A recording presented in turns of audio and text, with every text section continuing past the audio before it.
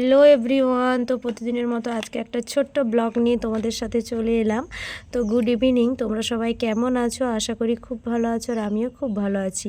এটাই ভাবছো না যে প্রতিদিনের মতো আজকে রেডি হয়ে কোথায় যাচ্ছি? তো দেখো, ঘাটালের আমরা শিশু মেলাতে পৌঁছে গেছি। তো গাড়ি পার্কিংয়ের জায়গা খুব কম, সেই কারণে গাড়িটা আমরা তেল পাম্পের কাছে রেখে অনেকটা একটু হেঁটে যেতে হচ্ছিলো, সেই কারণে হেঁটে যাচ্ছিলাম। আর আমি পুরো গুড়িয়ে গেছিলাম, তার কারণ আমাকে এত ঠান্ডা লাগছিল, সেই জন্য ভেবেছিলাম গাড়ির মধ্যে যাব, তেমন কিছু আর ঠান্ডা লাগবে না। বাট বাইরে বেরিয়ে এতটা ঠান্ডা ছিল কি বলবো। এত গাড়ি দেখো রাস্তার ধারে, মানে প্রচণ্ড ভিড়, সীমাহীন ভিড়, সমস্ত মানুষের সমাগম। আর মেলাটাও এত বড়, পুরো কেটিপির মেলার মতো অনেকটাই বড় মেলা বসেছিল। আমার ছোট্ট ছেলে, যার বায়না শুরু হয়ে গেছে মেলাতে এসে এটা নেবো ওটা নেবো, যে মেয়ে তো সবাই রেডি হয়ে ভেতরের দিকে যাচ্ছিলাম।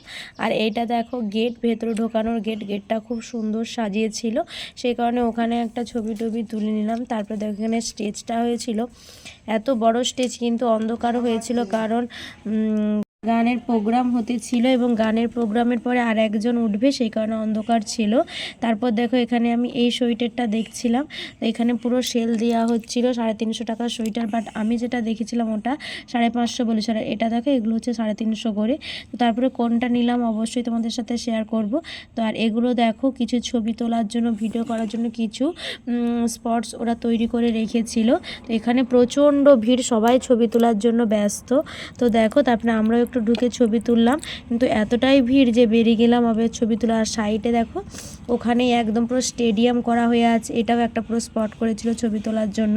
আর পেছনে কতজন মানুষ বসে আছে, স্টেডিয়াম পুরো হচ্ছে যে মানুষ ওখান থেকে বসেই পুরো মেলাটা উপভোগ করছিল। তারপরে দেখো অনেকটাই ব্যাগপত্র জিনিস কম দামে দিচ্ছিল, আবার কিছু জিনিসের দামও বেশি ছিল। তারপরে দেখো আমরা হচ্ছে এখানটায় ঢুকে একটা ভিডিও বানিয়ে নিলাম, যেটা তোমাদেরকেও শেয়ার করলাম। কেমন হয়েছে ভিডিওটা অবশ্যই বলো। তো তারপর দেখো এখানে মেলা টেলা দেখার পর আমরা ব্যাক করে গেছিলাম প্রায় 10:30টার দিকে। তো তারপর আমরা একটা হোটেলে খেতে ঢুকে গিয়েছিলাম। তো দেখো টাটা গাইস, খুব ভালো থেকো, সুস্থ থেকো। খুব শিগগিরই ঘুরে এসেছি পরের একটা ব্লগ নিয়ে, তো সঙ্গে থাকো এবং সাথে থাকো। টাটা।